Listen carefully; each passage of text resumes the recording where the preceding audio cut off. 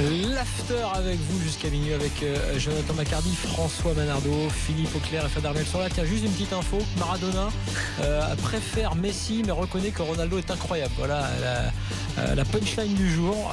Je crois qu'il préfère toujours Maradona, cela dit. Ouais, alors ça c'est sûr, oui. C'est un peu ça parce que il s'en est pris notamment à Dani Alves qui avait dit en gros que Messi était meilleur que. Non, il a dit Messi, combien de ballons d'or Maradona a gagné alors qu'à l'époque on sait très bien. Il a dit que Messi était meilleur que Maradona selon lui. Alors là, Maradona, il a pété les plombs. Non, il a dit Messi est meilleur parce qu'il a gagné plus de ballons d'or. C'est une bêtise. Non, mais Maradona a dit derrière que Daniel Alves était un piètre centreur, qui savait à peine centrer, qui avait 4 centres qui arrivaient sur 20. avait reçu un ballon d'or spécial à l'époque, c'était France Football, qui devait reconnaître le talent immense, le génie, plus que le talent de Maradona. Voilà. Donc en tout cas, je vous conseille d'aller sur le site rmcsport.fr parce qu'il y a pas mal de punchlines dans l'interview de Maradona où il y a beaucoup de tacles. Et ses victimes, c'est notamment le nouveau sélectionneur de l'Argentine, Sampaoli évidemment, son adjoint Sébastien Veron et le Brésilien, comme je vous l'ai dit, Daniel Alves. Il peut pas se livrer. Il y avait un match de charité où Maradona était censé jouer contre ou avec, je sais plus, Veron. À la mi-temps, il limite lui foutait des tartes. Ouais. Prendre Icardi à la place d'Aguero est une folie. Au lieu de le prendre lui, il aurait dû appeler Benedetto ou Alario. Sampaoli ne connaît rien de plus que Bauza, l'ancien sélectionneur de l'Argentine. Bref, voilà. C'est à déguster sans modération. Philippe, c'est l'heure de ton avis tranché. Avant ton avis tranché, juste un mot sur les jeunes, puisque tu en parles souvent en ce moment, et je te dis des sélections de jeunes anglais.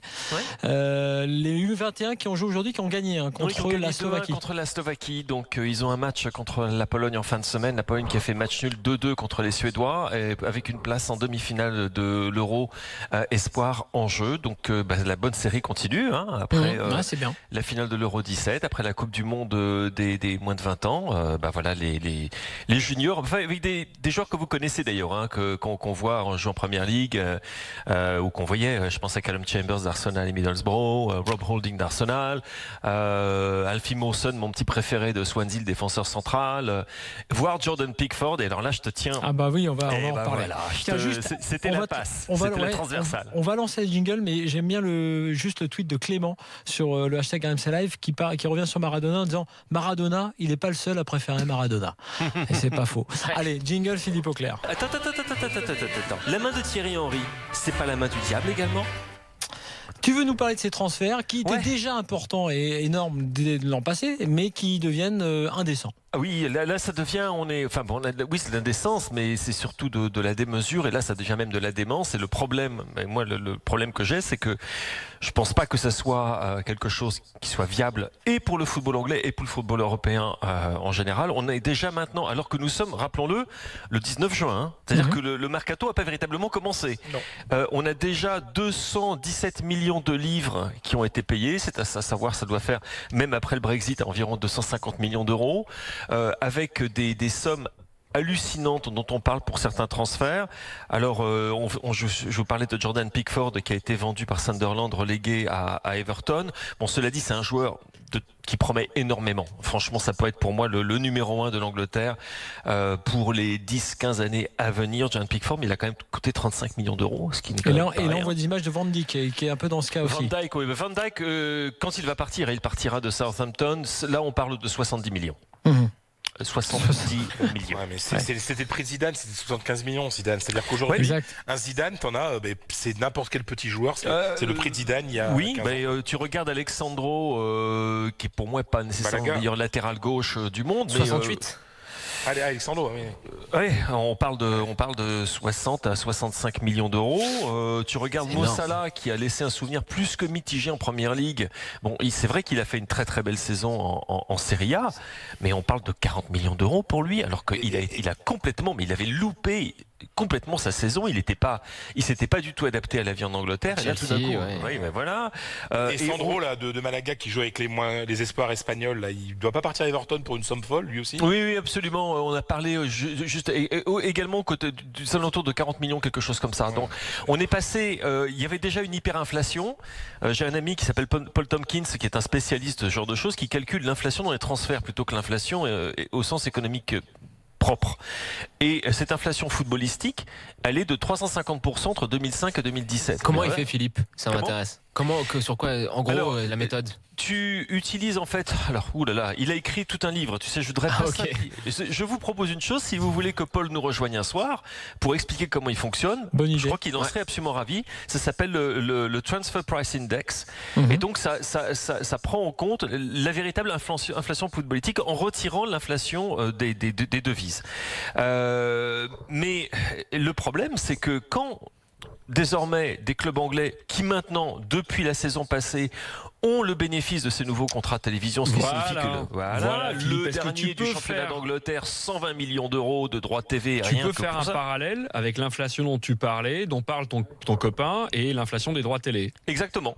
Et le problème, c'est que le football, ce n'est pas que le marché britannique, c'est un marché global. Exactement. Du coup, tu as un effet de domino. Alors d'un côté, c'est super parce que la Première Ligue sert de banquier à certains championnats et à certains clubs qui dans la France, dans la France, dans la Ligue 1. Et également, tu as un autre effet domino qui est le fait lorsque un joueur a été s'est entraîné, le produit d'une autre académie, et qu'il a ensuite été vendu à un club de Première Ligue, qui le revend, ou etc. Il y a un effet de redistribution. Mais alors le problème, c'est que après, tout joueur auquel s'intéresse un club de Première Ligue, son prix est multiplié par 2. Et alors le cas le plus évident pour moi, c'est Sarri de l'OGCN. Je le trouve excellent. Le problème, c'est que tu as des clubs comme Southampton, des clubs comme Arsenal qui se sont mis dessus, et que maintenant Nice ne le veut pas le vendre à moins de 40 millions d'euros. Ce qui est complètement hallucinant, et du coup ça crée des problèmes. C'est la Juve, si je ne m'abuse, qui est sur le coup. La Roma, donc ils peuvent faire un petit accord avec Salah, et on s'épargnera les frais de banque. Donc, si tu veux, il y a un effet de domino. Et le problème, c'est pas vraiment pour les grands championnats, mais c'est pour les autres. Et du coup, tu as un déséquilibre entre les riches et les pauvres, ceux qui ont beaucoup et ceux qui n'ont pratiquement plus rien, qui s'aggrave, continue de s'aggraver, et qui aboutit à un paysage européen dans lequel tu as en effet 2 championnats au-dessus. Je dirais au niveau financier. 3 championnats au-dessus, Liga, Bundesliga, Première Ligue. 2 autres qui s'accrochent, Serie A qui remonte, Ligue 1 qui remonte également un petit peu, puis alors derrière c'est le désert. C'est clair. Et c'est un effet direct et pervers, selon moi, de l'inflation, des transferts en Première Ligue, à l'intérieur de la Première Ligue, mais également de l'extérieur vers la Première Ligue, qui fait que on a cette hyperinflation et qui touche absolument tout le monde. Et malheureusement, je crains que la seule façon dont on pourra remédier à cet état de fait, ce sera par une mini-crise. C'est-à-dire un moment où les clubs ne pourront plus. Une sorte de bulle qui explose. Une bulle qui explose, mais ça en prend pas le chemin. Non, on n'en est pas là parce que là, pour l'instant, c'est nourri par les droits télé. C'est par rapport à ça, Philippe, on a connu ça en Espagne il y a une vingtaine d'années quand a été créé le pay-per-view. C'est-à-dire que ça a amené d'un coup une manne d'argent énorme au club espagnol. Mais des Nilsson, c'est des Nilsson. Mais oui, mais c'est des Nilsson au Betis, exactement. Oui. C'est-à-dire que cet argent a été mal géré et ça a produit quoi? Ça a produit un endettement. C'est-à-dire que 10 ans plus tard, les clubs espagnols, pour la plupart, étaient ultra endettés. Ils ont failli tous disparaître, à part les gros, et heureusement qu'a été créé il y a bientôt 5 ans une DNCG pour nettoyer tout ça, parce que sinon c'était l'existence même du football espagnol de professionnel qui était en danger en première et en deuxième division. Donc ce qui amène ça, en plus il y a un effet pervers, et ça permet de faire le lien avec ce que disait Philippe par rapport aux très bonnes générations de jeunes joueurs, c'est que quand il y a beaucoup d'argent, on a envie de dépenser, et puis quand on a envie de dépenser, on a aussi beaucoup de commissions, et tout le monde s'intéresse beaucoup quand il y a des commissions. Ça intéresse tout le monde. Eh ben, oui, tu l'as dit, Jonathan. Eh ben, les jeunes jouent pas. Et l'émergence du football espagnol est venue après cette crise de la dette, quand, à cause de la DNCG, des joueurs, les clubs ont été obligés de virer tous ces joueurs étrangers qui coûtaient très cher et de faire confiance aux jeunes. Et ben, ça, et les sélections sont meilleures. Et les sélections sont meilleures. La boucle. C'est ça l'histoire, et c'est pour ça que la Première Ligue, l'Angleterre peut-être a un peu plus de mal. Je pense que tu me contrediras pas, mais en Angleterre, ça fait quand même 2 générations de jeunes qui sont quand même d'un très très très bon niveau et qui malheureusement n'ont pas de chance en club. Alors écoute, et le paradoxe, c'est qu'on dépend d'entraîneurs étrangers pour leur donner leur chance, car ceux qui leur donnent leur chance le plus, qui c'est? Pochettino, Koeman et Klopp. Absolument. Et oui.